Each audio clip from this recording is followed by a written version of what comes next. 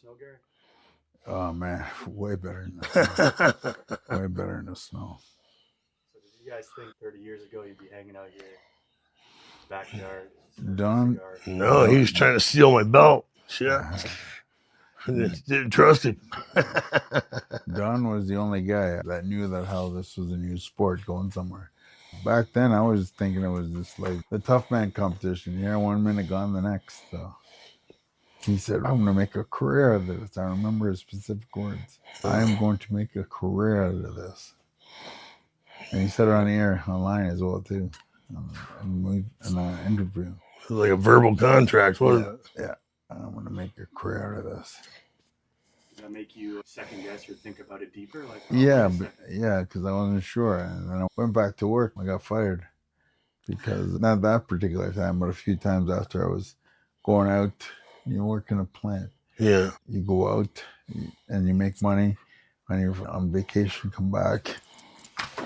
And people see on TV, they get jealous because you're working in a factory. Right. So you go back and you have to, if you go back and you're injured because you hurt this, you hurt that, you go on modified at work. You can't really work, but they pay anyway. Yeah. So people got jealous from that and they forced me to quit, really. I got forced to quit too. The city manager was crawling up McCain's asshole.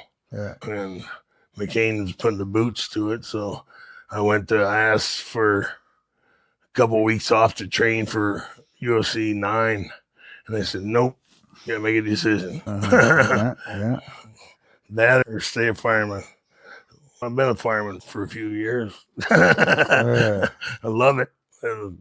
Bisbee, Jackie Ernest was the chief. Oh, Jack Ernest was a good man, real good man. Yeah. My last 10 fights, I was stealing money. You're stealing money? Like Bob Sam. Yeah. He's been doing it his whole career. Right. Yeah. Yeah, he's smart. Yeah. He's smart. Yeah, he says he doesn't want to take a punch for anybody. Hey, man, he called me up. He was upset. You know what I'm saying? People talking shit about me about taking these fights. And Bob. I said, fuck them, Bob. You're making money. Nobody else is. Yeah. I'd do it if somebody offered me that deal. So just accept it and laugh all the way to the bank. Yeah. I love Bob, man. He's great. More power to him, man. The more money you can make. So is that why you think McGregor stopped fighting? He just made boatloads of money and said, see you later? I lost the edge. I wasn't hungry anymore. You get to the point. You're like, why should I get out of bed at 5 o'clock, 4:30 in the morning and go run? Yeah. I got a Rolls Royce out front. Yeah.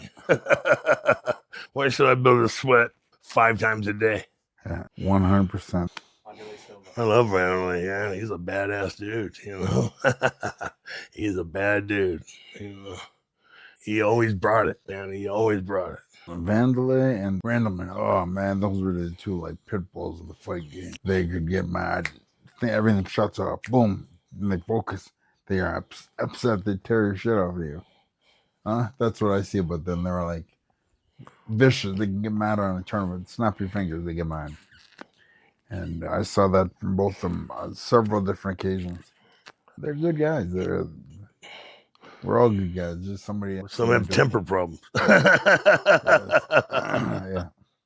Do you think that's a good thing for a fighter, or just do you think that gets? No, you gotta stay calm. You gotta stay calm. Keep your mind. You use that anger while you're training, harder and longer. You get for the preparation, but when it comes time to fight, you gotta turn it off and be logical. You can't be emotional. 100%. The actual fight's no place for emotions. How big were the crowds in UFC 8, 9, 10? How big are these arenas? UFC 8 was sold out, huh? 9 was sold out. I think 8 had 8 or 10,000 people. I can't remember. And then 9 was in the Joe Louis boxing arena in Detroit. I think that was like 19,000. 10 was smaller than Dothan, Alabama at the fairgrounds. That was probably 2,000 or 3,000. But we fought in Japan for the 45, 48,000, 75,000, almost 100,000 in that Pride Grand Prix.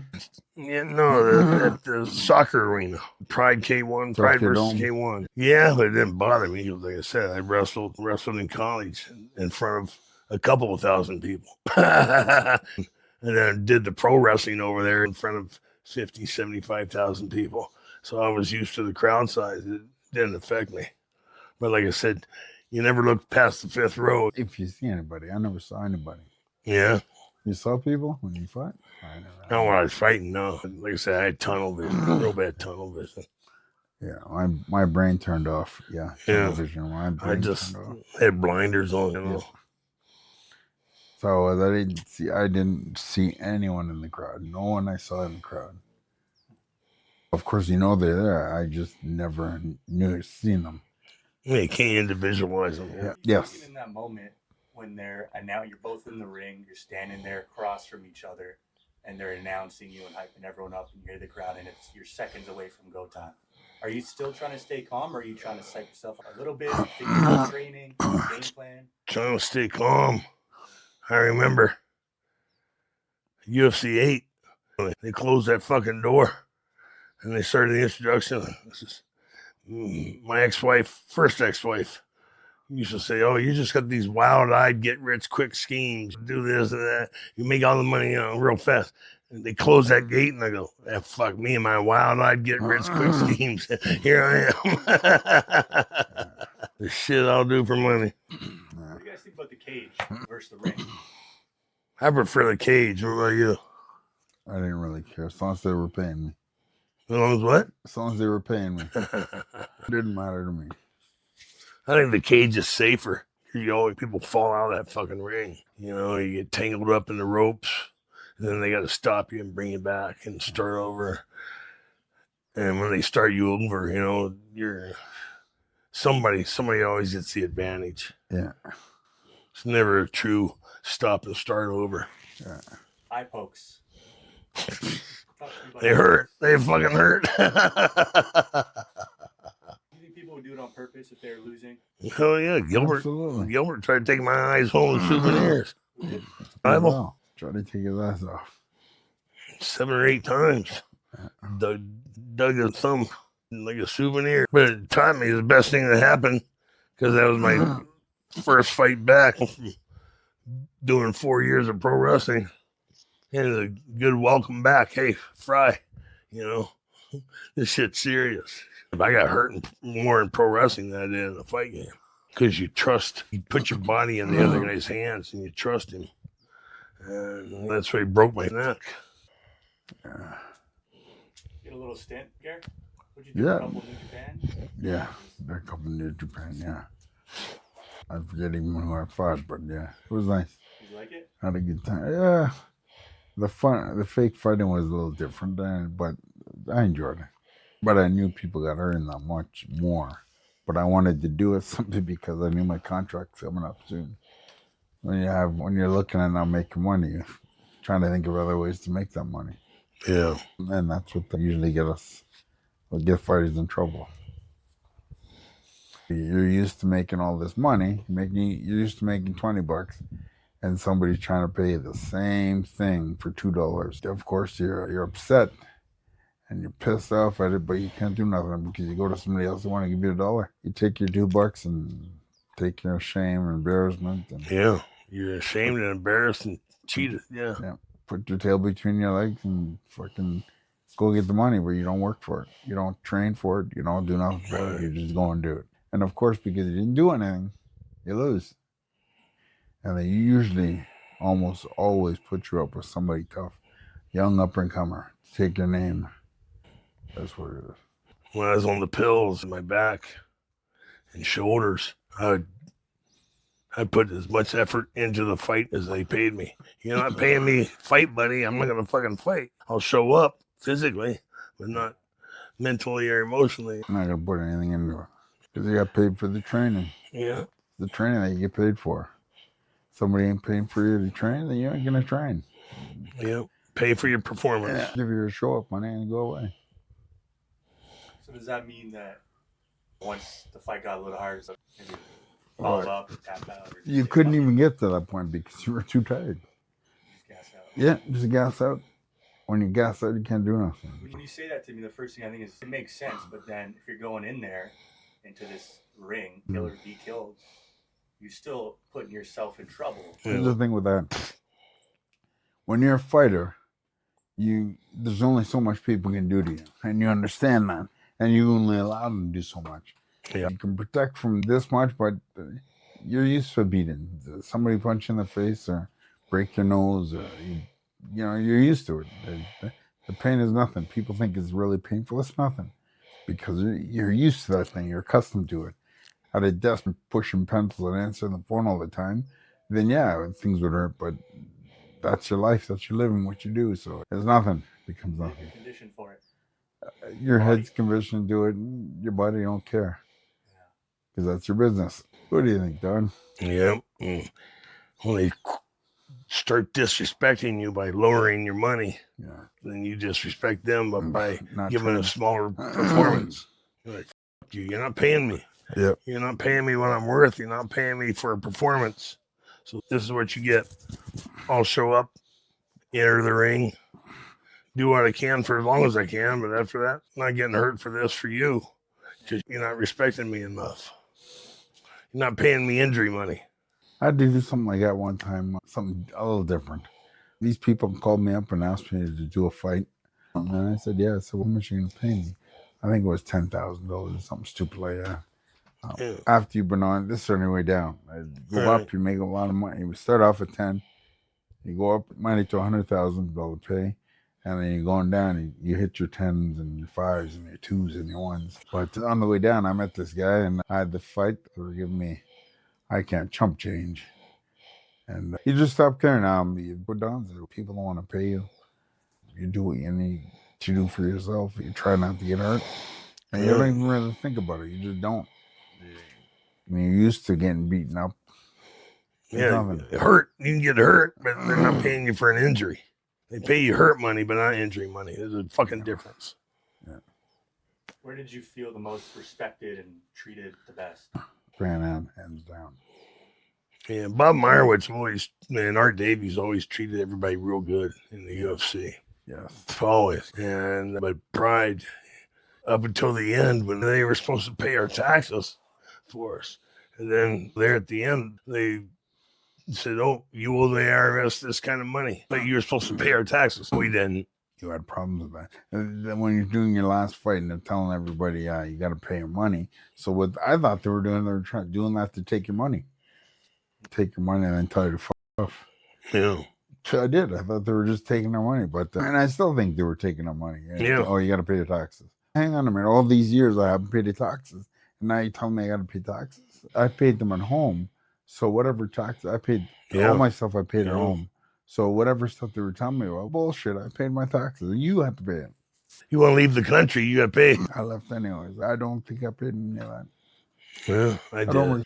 I recall there was a problem about it and everybody was up in roar about it. But I don't think I paid all at home. I had everything faxed to me and I showed them, hey, listen, here's the fax. I paid it. So it ended up being a bittersweet thing with Frye? Absolutely, 100%. People were pissed off. They had to pay their money out. And some people had to pay the whole check. Yeah, I did. I paid your whole check? Yeah, last fucking fight I lost. And I had to pay to get out of the country. Yeah. Wow. Yeah, wouldn't do that. Did you have any relationship with Dana White around the time when he was getting involved? No. They invited me up there for an interview. You know, the Fertitta brothers and Dana and Joe Silva. Joe Silva, okay. And they says, hey, what would you want to do for us? I'll be the matchmaker. Nobody knows more about fighting than I do. Make better fights than I can. And Joe Silva's sitting there. I didn't know he was a matchmaker. I had no idea. They were offering a job. Yeah, they offered, but it never happened. They trying to just see what kind of personality I had. Yeah. If they wanted to work with me, and apparently they didn't. Yeah. It's my fucking fault for not knowing. You got to know what you're going into. What's available. Yeah. And I'm sitting there at the table saying I can be the best matchmaker right in front of their matchmaker. Yeah. That's an idiot. What an idiot I was. You didn't know. And I didn't know. I wasn't trying to undercut Joe Silva. Joe Silva did a great job. Great fucking job. Better than I could have done, that's for sure. Like you had a bit of a rough relationship with Dana at the beginning. Yeah. But when was the turning point? Doing the Arnold Classic there for a friend of mine at his booth, GLC 2000, and went out that night, and Joe Silva was there, and so we started talking, made up shit. Clarified it. Hey, Joe, I wasn't trying to steal your job. It wasn't bad mouthing. I just didn't know. And so we ironed it out. And then I guess he told Dana, Don's just a ass. He's not mean. What about you, Gary? Relationship with Mr. White. The only relationship I have with him is over the internet. He knows me when we see each other, and I get a hi and a shake your hand. But the only relationship I have is over the internet. Dana's done a fantastic job with him. Fantastic job. An amazing job. I don't think anybody else could have. No, he has changed a lot of lives. Yeah. He has affected hundreds of thousands of lives. Yeah. And he's pretty stiff on the negotiations and stuff, but he's helped out fighters when they need money. He's helped them out. Nobody knows about. Dana's like a softie behind the scenes. You know. What blew my mind when Joe Silva quit and the new guy took over, they had Donald Cowboy Cerrone open up a fucking event. He's the opening card, or opening fight. And then 3 fights later, he's fighting for the title. It's like, come on, guys, you get your shit together. Fuck. Can't have an ex-champion open up the fucking card and then 3 fights that same year being the main event fighting for the title. Both of you guys, who do you enjoy watching the most today? I like can't say his name. The light heavyweight champ. Pereira? Pereira. Yeah. Yeah, Pereira. Yeah, I think he's fantastic. Yeah. I like John Jones. Yeah, John does a great job. He's like Mike Tyson. He's dominating it because he doesn't have an Evander Holyfield. Yeah. They don't have the talent to challenge him. Yeah. So he's just cleaning everybody out. Yeah. He hasn't had anybody make him really fight. He hasn't had a challenge. It's not his fault. As for Aspinall, John Jones and Aspinall, I can't see what Aspinall can bring to the table. I don't know him well enough, but you know what? Pay him the damn money. He's worth it. He's worth it. Nobody has never done what he's doing before. He just dominates it. He just makes shit up on the fly inside the ring because there's no big challenge for him. Yeah. I think that bullshit with Aspinall, I believe it's something for more money. I don't think Aspinall or John Jones looking at it. He's a difficult fight, but every fight is difficult. Steve Miocic was a difficult fight. Should have been a difficult fight. But he's fought wrestlers before. He's fought boxers, kickboxers, everything before, and he comes out on top. But I believe that him or his team has come up with a ploy to get as much money as they can and walk away. Yeah, but he deserves it, though. Yeah, he deserves it, 100%. But who better to do it with Tom Aspinall? Who better to do it? A young up-and-comer that's coming, and see you later. I think he'd go away. Think so? Yeah, I believe it will. Are you familiar with Aspinall? No, I've only seen him fight once, I think. Yeah. I read some stuff about him. I think it'd be an interesting fight. I think a lot of people are scared to fight and avoiding matchups and worried about rankings. Right. Oh, yeah. Yeah, it's funny because when we fight, you didn't have a choice. Yeah. So you're fighting that person, you fight that person. The only one that made a choice, I forget who it was, Mark Kerr, said he would fight unless he wouldn't fight if he had to fight Tom Erickson. He had it on his contract, wrote it on his contract. I know Mark Kerr made that. Just a smart clause. No fighting Tom Erickson. Erickson was a monster. Yeah. Fucking monster. Just a freak. Stronger than Ox, yeah. Coaching you for a bit, right? Wrestling? Yeah. We hung for a bit and tried to help each other and strike and wrestling. We hung Did you work together. with a lot of guys, like other fighters for training? No, I had my team. That's another funny thing. Some of the old guys, when this started picking up. I don't know why these guys wouldn't get us Yeah. to help them with their, maybe not technique, but there's a lot of mental stuff that goes with this game that people don't know, and then there's a lot of technique that can be utilized in order to help you win and to add tools to your toolbox, but they don't. It's pretty much all at a certain level. It all becomes mental because everybody's equal. Yeah. So it all becomes a mental game.